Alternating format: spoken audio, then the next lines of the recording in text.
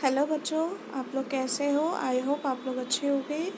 तो अब हम पढ़ने जा रहे हैं ईवीएस का पार्ट 5, छोटू का घर। ये वीडियो नंबर 2 है। ठीक है बेटा, हमने पहले वीडियो में क्या पढ़ा था कि किस तरीके से छोटू के पास पैसे नहीं थे, लेकिन फिर भी उसने अपने रहने खाने का इंतज़ाम कर लिया। ठीक, अब देखो, अब हम राजू के घर के बारे में पढ़ने जा रहे हैं कि राजू का घर कैसा है, कौन कहाँ रहता है, कितने लोग रहते हैं। ठीक है। और सबसे ज़रूरी बात, घर में क्या करना चाहिए, हमें साफ़ सफाई रखनी चाहिए। अगर हम घर में साफ़ सफाई रखेंगे तो ही हमारे घर में कीड़े मकोड़े नहीं आएंगे, चूहे नहीं आएंगे, जिससे हमारा घर साफ़ सुथरा रहेगा। ठीक है बेटा, तो साफ़ सफाई करना घर में बहुत ज़रूरी है। ठीक है, तो चलते हैं वीडियो की तरफ। आओ बच्चों, अब राजू के घर चलते हैं। उसके घर में वह, उसके माता पिता, उसकी छोटी बहन और उसकी दादी रहती है। एक दिन राजू एक छोटा सा बिल्ली का बच्चा घर ले आया। राजू घर के किस हिस्से में इस बिल्ली के बच्चे को रखेगा? राजू और उसकी बहन एक ही कमरे में रहते हैं। उसके माता पिता एक अलग कमरे में। दादी का भी एक कमरा है। हर कमरे के साथ एक गुसलखाना और शौचालय भी है। इतने छोटे से बिल्ली के बच्चे को बहुत रखरखाव की जरूरत है, तो राजू ने उसका छोटा सा बिस्तर अपने ही कमरे में लगाया।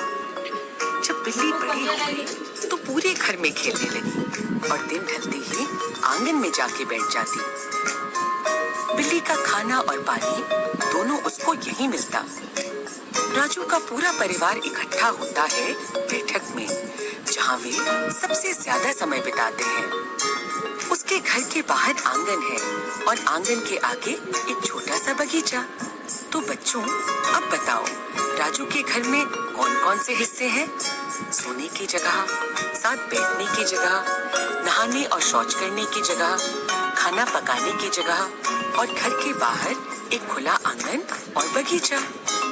हमने जाना कि राजू बिल्ली को अपनी इच्छा से घर के अंदर लेकर आया था, लेकिन कुछ जानवर बिना हमारी अनुमति या इच्छा के पहले से ही घर में रहते हैं, जैसे चूहे, छिपकली, चींटी, कॉकरोच आदि। दीवार के कोनों में मकड़ियों के जाले पनप जाते हैं। कीड़े और चूहे गंदे कोनों से निकलते हैं और भागते दिखते हैं। ऐसा न हो, इसलिए घर को साफ रखना बहुत जरूरी है। राजू के घर में पुष्पा दीदी सफाई करने आती हैं। वे पूरे घर में झाड़ू पोछा लगाकर रसोई में बर्तन धोती हैं। घर का कचरा पास ही म्युनिसिपैलिटी के कूड़ेदान में फेंक आती हैं। पुष्पा दीदी घर के अंदर सफाई रखती है और म्युनिसिपैलिटी घर के बाहर। छोटू अपने घर की सफाई खुद करता है। उसका घर खुले में है, इसलिए गंदगी और कीड़े मकोड़ों के अंदर आने का डर ज्यादा है।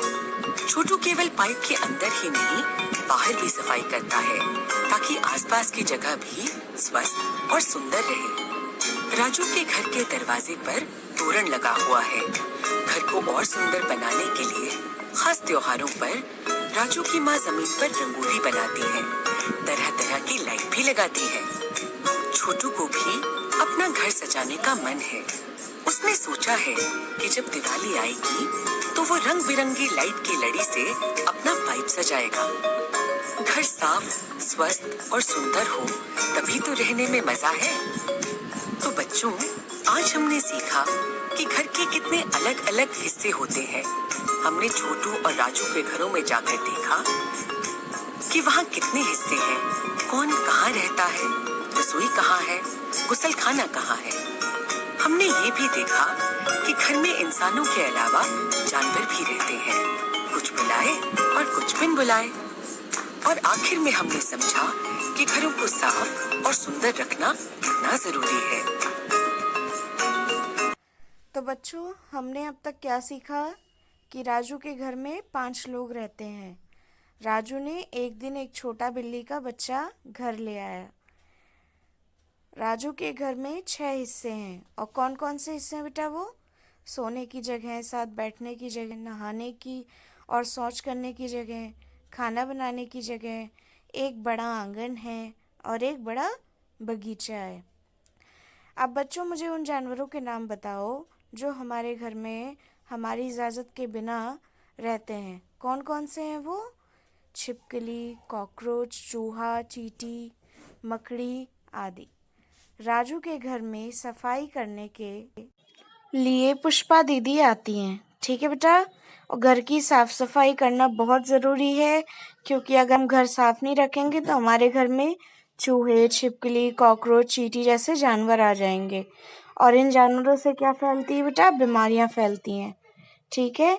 तो इसीलिए हम अपना घर साफ सुथरा रखना चाहिए। ओके। तो बच्चों इसी के साथ हमारा पार्ट 5 अब खत्म होता है। ओके।